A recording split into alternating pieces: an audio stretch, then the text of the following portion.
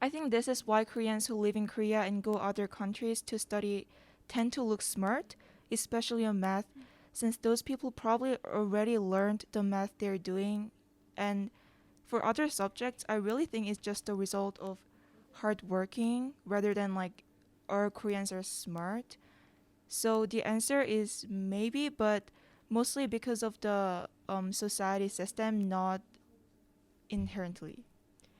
Um, so yeah, I totally agree because I really deeply agree with when you said we tend to look smart Yeah. because if because like if like Polish person or like a Norwegian person came to South Korea and then got training, he or she would have looked like us maybe.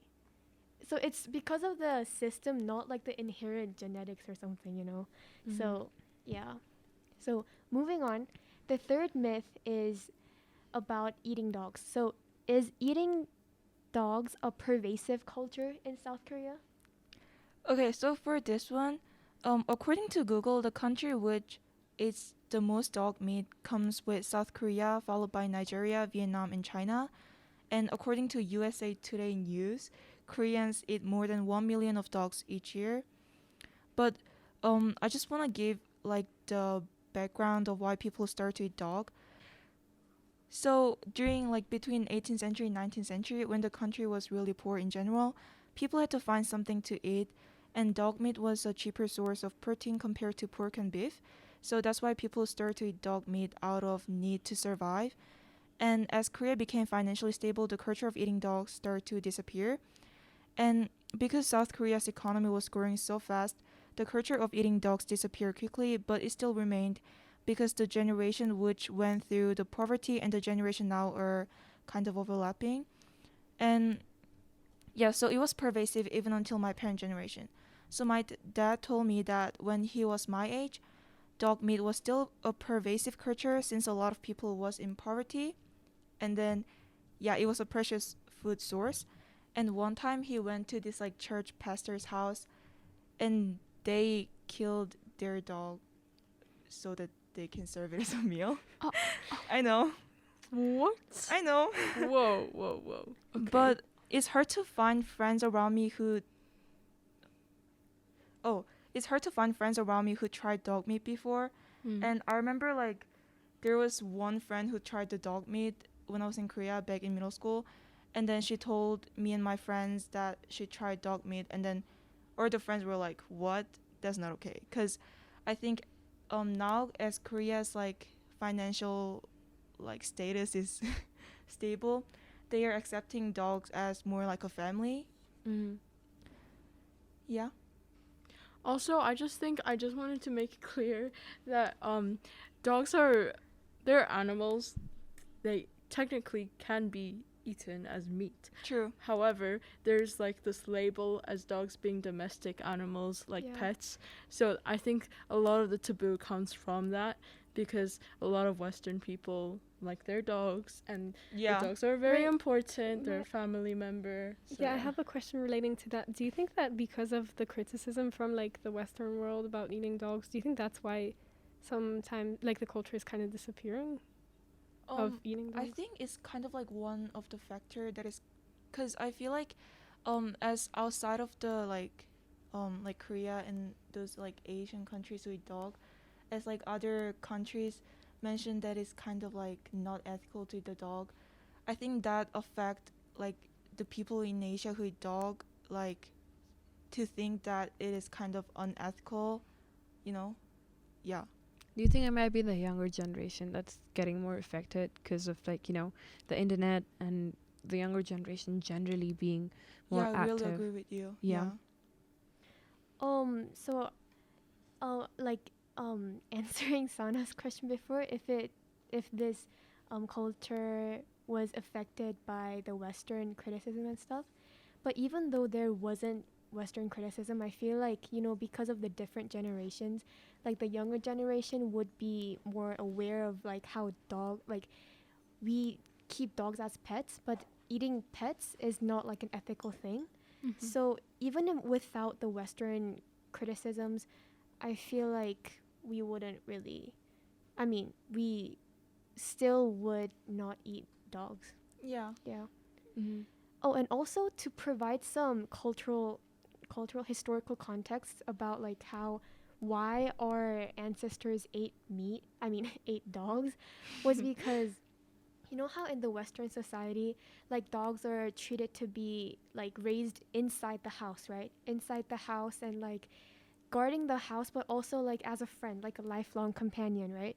But then in Korea, we didn't have a lot of like cows and pigs, so dogs were a source of like animal protein. But also we didn't have that culture like where we raised the dogs inside the house. Yeah. They were always kept outside the house, like to, and we didn't give like much love toward that animal. Like for Yeah. example, my grandma, she never keeps the dog in the house. She puts the dog leash and she keeps the dog outside, even if it's like freezing outside or raining outside or something like that. Yeah, true. So I Mhm. think that cultural um, differences really affected how we perceive dogs as like a source of energy, a source of like protein, more than like a source of happiness. Mm-hmm. Definitely. Yeah. So, lastly, I'm personally against eating dog because I'm a dog owner, and mostly because of the ethical problem with the environment of how people raise the dog for food. But I certainly think people outside of South Korea shouldn't judge about just eating dog and Korea's culture itself, since the culture of eating dog was originated from the need of survival, and I think there's no difference of eating dog or other meat such as beef or lamb. Mm-hmm. Yeah. I personally think, I mean, I agree with you because, like, I have a dog too, Coco. I really, really love him, so I can't imagine someone eating him. Oh. But like, I wouldn't judge another culture for practicing it. Thank you. Okay, so let's move on to India. I heard people in India prioritize their right hand, so they use their left hand to clean poop. So, yes, that is true. Um, Generally in India, you use these Indian toilets, and how they're designed is that you squat on them, and once you're done, you can you carry a jug of water with you in in a special like container, and you use that with your right hand to pour water, and you use your left hand to clean it, clean yourself. Yeah. So houses today, like a lot of modern houses, especially, are designed for this like practice, where you have water jets on your right hand side, that people use that once like a lever is pressed, you get a lot of high pressure water that comes out of it, that you can use your left hand to clean yourself again. Wait, so like in normal Indian households, are there not like toilet papers? So the thing is that no toilet papers, you don't really find them in households, but a lot of hotels in like metropolitan areas where you expect a lot of foreign tourists, what they do is they have toilet papers and jets in the living Oh. spaces. So basically, like the kind of superstition comes from the fact that in the Hindu religion you have lots of gods and goddesses, and using your left hand, even though obviously you clean it, using your left hand for things like giving money could be inauspicious and could anger goddess Lakshmi, who is the goddess of wealth. So yeah, that's basically why you prioritize your right hand for auspicious things. Oh, so Interesting. it's all about like religion, like the right hand, left hand Yeah, thing. I think it definitely originated from religion, and it still is a part of it. But I think it's just now a part of culture. Like if you want to like really disrespect someone, that's when you would. Have Use you your left ever, hand. by mistake or purposely, used your left hand? So as a kid, yeah, and my parents did correct me that it can be offensive to some people if you use your left hand. Although I think it's mostly now just in like my Like a muscle habit? memory. Yeah, it's a Yeah. habit. So since you guys prioritize your right hand, so in reality, are there less left-handed people in general? So no, I think there's just as many left-handed people as there are in the rest of the world. I think the amount is at like 10%. And but I have heard of cases where, like, people or like teachers especially get really mad when there are left-handed students in their classes and try to, like, force people to write with their right hand. So I know a lot of people who are ambidextrous just because they were left-handed and then converted to Hmm. a right-handed person. Cool. Another one is, does everyone have to have an arranged marriage? So no, this is completely about choice. Okay, well, most people have a choice in this. Most people. Yeah, most people.